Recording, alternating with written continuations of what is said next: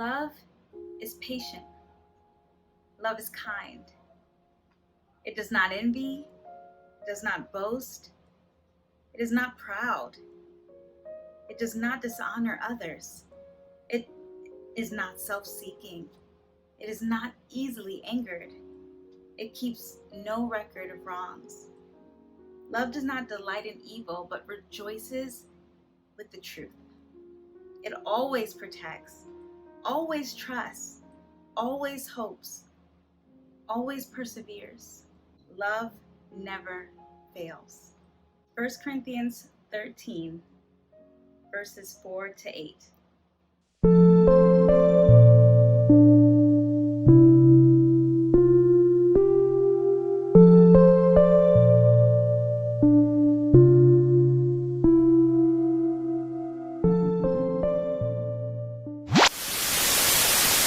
I don't hate you. I simply want to be able to raise my children in peace and arrive at my own maturity in my own way, in peace. I don't want to be defined by you. I think that you and I might learn a great deal from each other if you can overcome the curtain of my color. It is not I am telling you. Time is telling you. You will listen or you will perish. How has being a Christian helped you learn how to love? Being a Christian taught me what love is, Before being a Christian, love was just a theory, it was just like an idea and ideal that I didn't think anyone really could reach, But being a disciple, reading the Bible, seeing scriptures like 1 Corinthians 13, love is patient, love is kind, it's not self-seeking, it is not easily angered. Those are I think that the scriptures coupled with the real life examples, actually seeing disciples show that, oh, well, this is how you live this scripture out. I came into the kingdom with a lot of flip-flop understanding of what it means to be righteous. I came in feeling like, well, I've been going to church my whole life. This is not new to me. I know what it means to, I know how to treat someone well. And so, I come in looking at other disciples and being critical of them. Like, why are you doing this? And you should be doing that. I don't feel loved and all of that. One of the biggest lessons I've learned in how to live that 1 Corinthians 13 out is it's better to be righteous than to be right. And I totally think of Jesus, because what better example than someone who is God, the Son of God, on the cross dying while people are spitting on him, while people are mocking him, while people are saying, prove to us that you're the Son of God. Now he was, he actually was. And yet his sacrifice and love was what was more important to him, not letting everyone know right now, okay, well, let me call the angels, the legions of angels down and destroy you all as you deserve. That could have been his attitude, but it wasn't. And so I think a lot of times, a lot of experiences I've had in the kingdom has been God showing me that it's his battle and not mine. And then I actually can trust God with fighting my battles. I don't have to defend myself. I spent time learning, in the kingdom that God actually does defend, and that I work against myself when I don't trust him. It really has helped me to be more loving, be more patient, not have to prove my point. And I've seen in time how God just works things out. Even taking this example of race, it's such a hard discussion. It's a long time coming, but I do believe that God has brought us to a time as this. If I would have earlier on came in with all my social justice zeal, there was a lot of bitterness that drove some of my, wanting to prove this is right. This is, this is the state the country that we're living in. All these things that I've been feeling. Had I came in and not decided to just entrust some things to God, or all things to God, I could have really ended up leaving God completely. Patience has really been incredible. An incredible lesson for me in the kingdom, and learning how to love and seeing how God brings things to completion and is bringing things to completion. Learning to love as a Christian, like from the Bible, the first thing, ironically, that I had to recognize was how much I did not know about love that I thought I knew. Now, I didn't grow up like super involved in church, but I was super into astrology. And so according to my sign, it was like the description of my sign was that, oh, you're a very loving person, you know how to love. So I had this view of myself, like I'm really good at love. Like I know how to love people. I know what that looks like, and studying the Bible, that was the first thing I realized was, oh, actually, I don't know anything about love. It was like the greatest thing that I was looking for, because the thing that I pursued the most before becoming a disciple was relationships, like a romantic love. I thought when I find my soulmate, I will find happiness. And the first time I had thought I knew what love was when I had my first boyfriend. And if you've heard of the 5 love languages of words of affirmation and quality time and gifts and service and affection, it was oh, he does all those things, this must be what love is. So I thought love was I had love and lust mixed up. Studying the Bible, I realized, okay, I'm very impatient with people. I am so easily angered. I'm super prideful. Like it says, love is not proud. I was so critical in my mind, just looking down on people, self-righteous. I had records of wrongs, and I was quick to anger, the opposite. So it's everything the Bible said love was. I was actually, I am horrible at those things. I don't know what I'm doing here. I had it all messed up. So it was just interesting. And actually, so I've been a disciple for 11 years now, and God keeps showing me the same thing, that there is so much about love that I don't know how to do it. Becoming a wife, I had to learn how to love as a godly wife. Becoming a mother, what does that look like? And then even now in the present time in America and history, the topic on the table is race. And it's I've actually learned so much in 2020 especially, but in 2014 I married my husband, and he is a Black man. He's actually from Ghana, West Africa. That's where the tapestry comes from. His mother made it. Since being married over the last 6 years was really the first time I talked about race with anybody. And I so appreciate that God allowed me to have that safe space, that I don't have to worry about what does my husband think about me? Does he think I'm racist? I'm totally confident in how he views me. He knows me. So we can totally talk about race without those insecurities and fears. With everything going on with the police brutality and just, realizing how big racism is, I've just realized learning to love is it's a continual thing. God is love. Jesus was the embodiment of perfect love. So if we're striving to be like Jesus, we have to recognize that that's a lifelong endeavor. None of us have mastered it. And God continually shows me you've not mastered love. You have so much to learn all the time, continually. So that's really the irony of it, is the Bible just keeps showing me, God keeps showing me how much I have to learn about how to love.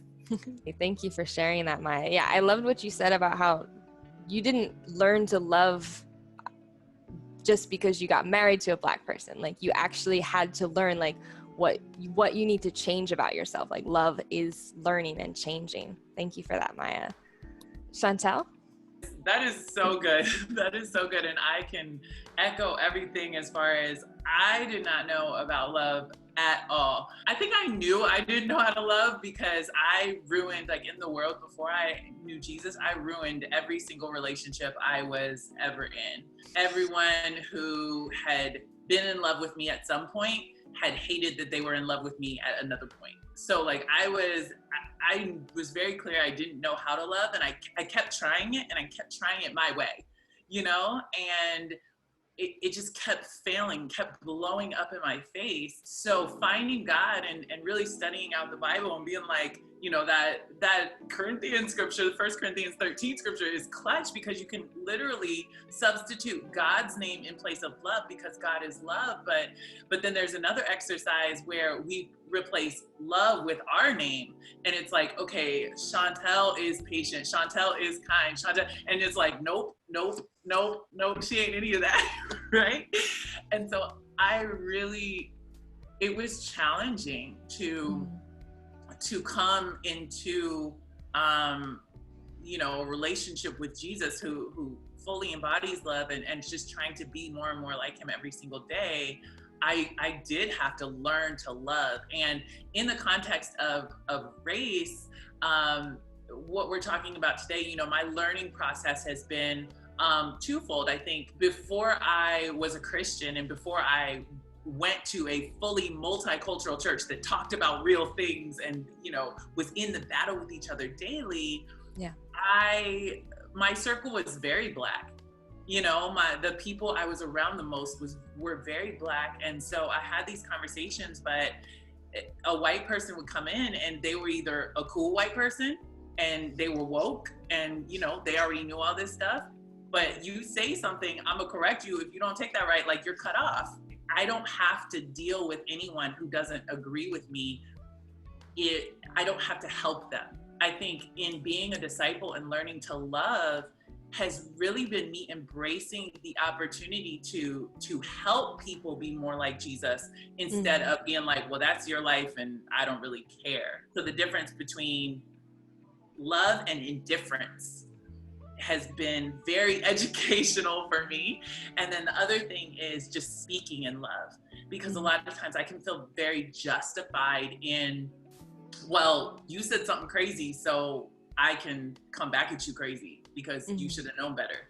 And amen, they probably did say something crazy, but God still does not allow me to talk to them any kind of way. I still have to speak to them in love. So learning how to love in not cutting people off, but then still acting in love when I don't feel loved and when I don't feel safe. Woo, that has been a journey, and I am embracing.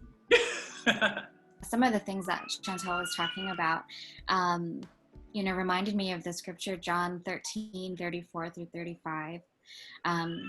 Love one another as I have loved you. And that's how people will know that you're a disciple. You know, that's been some of the hardest work that I've had to do as a disciple, is love people who have deeply hurt the people that I love, or deeply hurt me. Or do I look at people who commit heinous crimes towards other people as harassed and helpless, as Jesus would? And so I've had to do a lot of internal, you know, reflection and, you know, a lot of prayer as well for God to really help my instant reaction of going towards anger and wanting to seek justice when I see injustice happening. But instead, you know, go to prayer, go to God, and know that He does, as you know, you all said, fight for all of us. Thank you for sharing that, Jess. Now, I remember you mentioned earlier when talking about your conversion story that was a difficult thing for you, loving white people because of the things that you've seen. How has that changed since becoming a Christian? Yeah, so something that Chantel said, it reminded me of very much how I used to live my life, is that I was in a bubble, you know, I was in a bubble of only woke friends of color. And if someone, you know, stepped to me a certain way, or stepped to my friends in a certain way, you know, or had a different thought from how we had, it would immediately be tearing that person down, tearing their ideology down, and we would never have to speak to them again, you know? And the reality is that I mean, we can live that way, and I think we're seeing in our society that a lot of America is working that way. But I think our challenge as disciples is to push past the instinctual feeling of, oh my gosh, I'm going to cut this person off. I can't, I can't interact with them because they don't agree with me on a fundamental level. I think. So that's who I was. I think something that I had to really, really work on was actually bringing white people into my life, and really just like, I needed more exposure to white folks, to be honest. Like I kept self-selecting out of, certain scenarios in the world. And now I have, a community where I need to be, fully committed and loving everyone. And so I was very intentional about getting to know white people's culture and getting to know how I think not just white folks, but how other people think and how they perceive the world. And so that's some of the work that I've had to do as a disciple, is really, open my mind up to people who have completely different views from me, and knowing that God still loves these people passionately. He still considers them a son or a daughter. And so, my love and respect has to extend to them as well. To piggyback off what you said, Jessica, yeah, I totally agree with that. And I'm realizing now, like, I have to as well go out of my way to expand my circle, because even in the kingdom, we can still gravitate to people who look like us and understand us, and that we can talk freely with. And for me, like, safety is a really big thing for me. And so if I haven't felt safe around a certain type of person, then I'm not gonna naturally seek out that type of person to because it's like putting myself in harm's way in my mind. And what this situation specifically has really helped me realize is that I do still have some of these things where it doesn't feel safe to me. And so I have to purposely trust God that I'm safe. As long as I'm in his arms, I'm safe. And then going out to love is safe because of him, not because somebody is safe. Like, nobody is safe, whether they're Black or white or Asian or Latin. Nobody's safe because we're all sinners. And so to just realize that and know that as long as I'm in God's hands, I can be safe, and I can also put myself in positions to love and push myself to do that.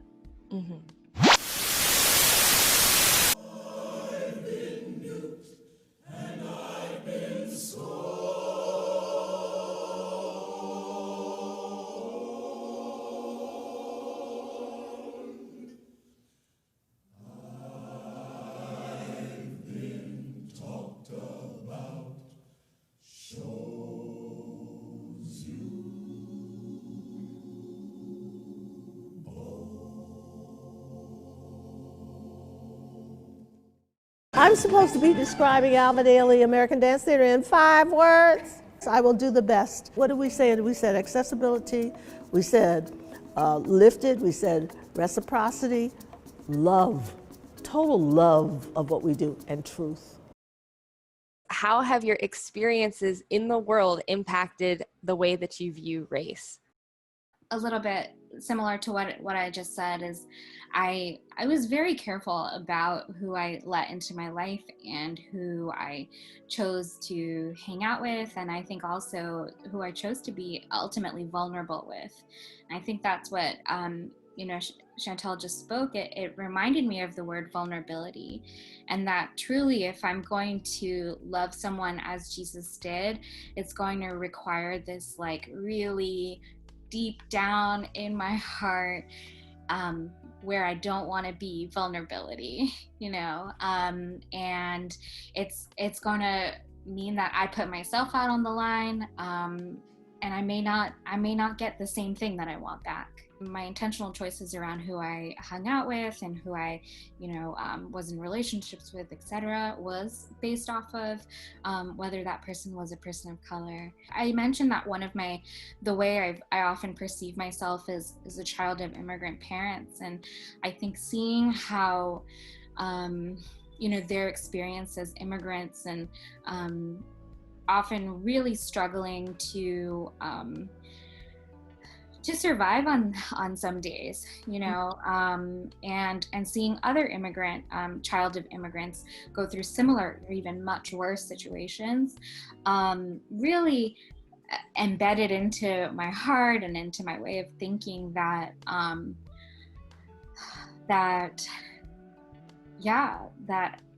white supremacy rules the world. And it was coming to the kingdom. When you come with that, that thought in your heart, it's hard to feel like, okay, well, everything's okay now. I put my disciple identity on, and like everything's okay. But I think what we're learning, even in a conversation like this, or perhaps conversations that we're having, in our families, in our households, things like that, is that we're disciples, but I can't extract the fact that I'm Indian or a child of immigrant parents. I can't extract that identity from myself. And so I think that's why conversations like this are so important, because we do need to acknowledge and affirm each other in how we are and how God made us. I think what we've all, acknowledged here is that our experience is limited, or it's affected by our race, but like our experiences are limited to our own, so we don't know what it's like to be someone else of a different race, So for me, growing up, like I said, we didn't talk about race in my household. We didn't talk about race issues. So in a lot of ways, I was ignorant, like I didn't even know such many issues existed. And then the other was that I was forming my own conclusions because nobody was guiding me through any of it. And so that was like my first, when I witnessed racism and prejudice, wanting to disassociate. I remember when I moved to New York City, my first friends were Dominican. And it was the first time that I experienced like a stereotype, and they're like, oh, well, you're rich, right? Because you're white. And I was like, well, no, actually, no, I'm not. Like, that was one area of disparity. I grew up in a lower income family, with 7 kids. So in a socioeconomic level, my life wasn't one of privilege. But when I heard the term white privilege for the first time, again, I automatically wanted to disassociate myself. Like, well, that doesn't apply to me because my life has not been, like, I just focused on the word privilege. And I was like, well, I don't, like, financially, I had a broken family. There was substance abuse. There was verbal, like, there was all these things happening that I was like, yeah, my life was really broken and hard. So the privilege part, I was like, that doesn't apply to me. So I didn't seek to understand what that term really meant. My background, I have a bachelor's in childhood education. So at some point, and I got that in New York City. So I was observing school systems in New York City. And then I started working as a teacher in Chicago, where I lived for about 7 years. And I heard the term white privilege for the first time about 5 years ago, and it was a conference for teachers to go to learn about. And I was like, what does that really mean? Why would they be teaching like educators about that? But I didn't seek to understand. So it wasn't until like this year really that I was like, what does that really mean? And that it, part of what it means is that my race was not a part of creating any type of inequality or hardship in my life. And so I realized as a white person, when it comes to race, it's a lot of times we can just be ignorant because we haven't grown up in a way where it's affected us. Like we don't have, the inequality and the injustice. So we don't have to think about it a lot of times, I think, so there's a lot of just ignorance there. As I have really this year sought to educate myself and sought to understand more. And with it being such a topic that needs to be discussed, it's the first time I've ever associated like anything positive with the fact that I'm white, because like I shared before, when I say I'm white, there's all these insecurities about like what that has caused in history. Mm-hmm. And like, you know, people have acknowledged the white race has done a lot of horrible things in America. And so there is a lot of hatred or animosity or things like that. And they are justified. Mm-hmm. But it's the first time learning what it means to be an ally, to be a white ally. Now I'm like, oh, okay, there's something, like, because we live in a society where white privilege is a thing, I'm responsible, but there's something positive I can do with my role in the society that we live in to affect change. Like, there's something good I can do now with my position in this society. And none of us chooses our position. Like, we're born how we're born. So just finally seeing something like that I could do that is positive helps me, you know, when I think of race and my personal experience. First of all, just Maya, you're everything. I feel very loved when people take it upon themselves to educate themselves, you know? And so that's what I appreciate about you so much. You know, when we were talking about this panel, it's like, yeah, I didn't know, you know, but I'm not going to sit there and be like, well, I didn't know. So, and that's it. It's like, no, I'm going to realize that I don't know. And what you also did is you validated the lived experiences of people who don't look like you. Mm-hmm. And you said, okay, because these are your lived experiences, even though I haven't experienced it, because you have, I'm going to validate that, and I'm going to learn how to love you better, knowing that that is a fact. And like, I feel so loved by that. So I just want to say thank you so much. And I think, you know, that takes a level of humility that is awesome and very well needed. Answering your original question, Tori, about my experiences, you know, I've been an athlete most of my life. And so being an athlete, it's kind of like, and I grew up on the West Coast. I grew up in a good school system. I had a lot of privileges growing up. And so what that allowed me to do is kind of go through life as quote unquote the safe Black person, you know, because I'm an athlete, because I speak well, quote unquote, again, you know. And so I went to a mostly white school. I went to a mostly white university, Vanderbilt University. It's prestigious school. And so I've always been kind of in mostly white environments.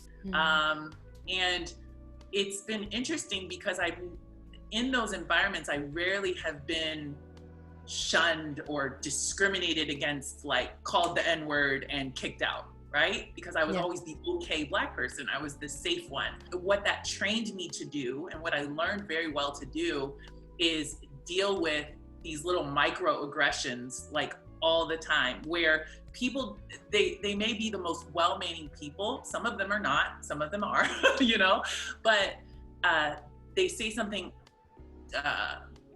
like ignorant or offensive, and they don't know. And so you just learn to just, yeah, okay, and keep it moving. And but you don't you don't get vulnerable with those people, because you're protecting yourself because of what they just showed you. And so I learned how to not be vulnerable with the people in my surroundings because they weren't safe for me. And so coming into the church, you don't just check all that at the door. You have to relearn how to love, but it's also learning how to be vulnerable, but learning that I'm coming into the kingdom with those experiences, and not justifying and not making that okay. But then white people are also coming into the kingdom with their own set of experiences, and being willing to not vilify them for that, but also being willing to teach them and help them. And then again, if they don't want to deal with it, then amen, God is gonna fix it somehow. So that's how my experiences kind of got me to this point. Wow, it was really powerful hearing everyone's responses. So yeah, I think in order for me to answer that question, I just have to take race and really state that, scholars, historians, sociologists, anthropologists, most of them all describe race as a social construct and racism as a social construct. And so for me, I've spent my whole life living in America. And so this is a social construct that's specific to this country. And so for me, as an African-American woman growing up in a country where it has been, race, color has been the determining factor for someone's rights, someone's, status. This is now talking about Jim Crow era, where there was racial segregation, and going back before that, where there was slavery, and then ending all of that has not completely obliterated race and racism. Unfortunately, that would have been nice, but I think a lot of people, they see racism as and they try to simplify it to hatred. Like, okay, if I'm racist, if someone is racist, there, what is the sin there? Okay, the sin is hatred. And that, hatred is it is one of the manifestations of racism, but it's actually way more complex than that. When you have a society that has used color to make these determinations, it has so many ripple effects and impacts in so many different ways that it shows itself. And, Maya mentioned education. I think Jess mentioned the medical field, and it goes beyond that.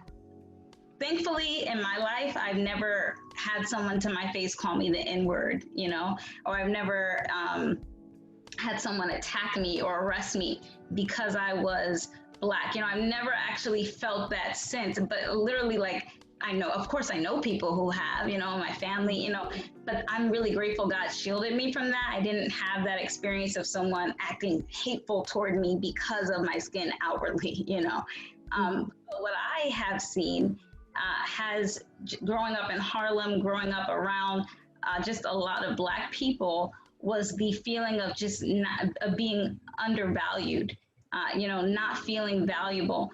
And I think, even for me, I felt this sense of, it's always been a weird conflict with people who look like me. Like, I have education, so I would hear, oh, you talk white, you sound white. And so I've had to, and I come from a family that really uplifts, Black people, and so I'm like, no, I don't. I sound Black. I want to be Black. I'm happy and proud to be an African American woman. But then I'm like, okay, why do some Black people say I sound white? And what does that mean? So I think then there's the issue of hair. Hair, I think, is another big factor for me. I've been told I have good hair, at times, or I'm taught that, and if I want to have really good hair, then I want to make sure it looks really straight. I was watching a TV show the other day, and literally someone was saying, oh yeah, that straight hair, that's what we all want. We want straight hair. They weren't talking about race, but it just reminded me of the messaging that we get, like, oh, like, that's what beauty is, straight hair. So to sum it up, I think this sense of insecurity that can exist because of what we see in the media, because of what we've seen growing up, because of the social construct that white and our proximity to whiteness is what's the measure of our beauty, of our value. you know, I think that's impacted me so much as a woman. And this feeling of I want to be seen as beautiful. I want to be seen as accepted, but I hate the fact that in order to do that, I'm also seen as more white, or maybe, you know, it might be even encouraged to act more quote unquote white so that I can get into certain circles, or, you know, so it just is this reminder that, yeah, my Blackness is not, and anything associated with Blackness is not as good. I came into the kingdom with those feelings. Even though I wanted to suppress them. I didn't like thinking about that reality of the internal, you know, feelings of not being valued. That's hard to deal with. But I came into that, and I think many come into the kingdom with that, you know, feeling like they're not beautiful or feeling like they have to do something different. So that's a long answer, sorry. Yeah, I just want to piggyback off what Dara said, because that is it's so key. And, you know, this is why Maya alluded to this earlier, like racism is such a big thing. It's not just, oh, I hate Black people, you know, like it's not, for most people, it's not even that, you know, no, not very many people are just going to say, oh, I hate Black people. Like, and I would hope no one in the kingdom, and not my experience, you know, would say, no one in the kingdom is going to say that, you know?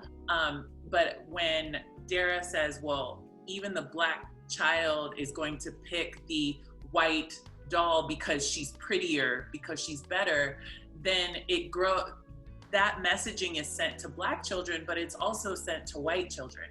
So then when those two little girls grow up and, you know, the white young woman is, you know, hiring somebody, then if I show up with my hair like this, and for example, Maya shows up with her hair like that, now that's like, oh my gosh, I'm closer to the Black doll, and Maya's closer to the white doll, so she must be more responsible, she must be better, she must be smarter, she must be all these things. And so you don't think that outwardly, but it's an unconscious bias that is just there from growing up.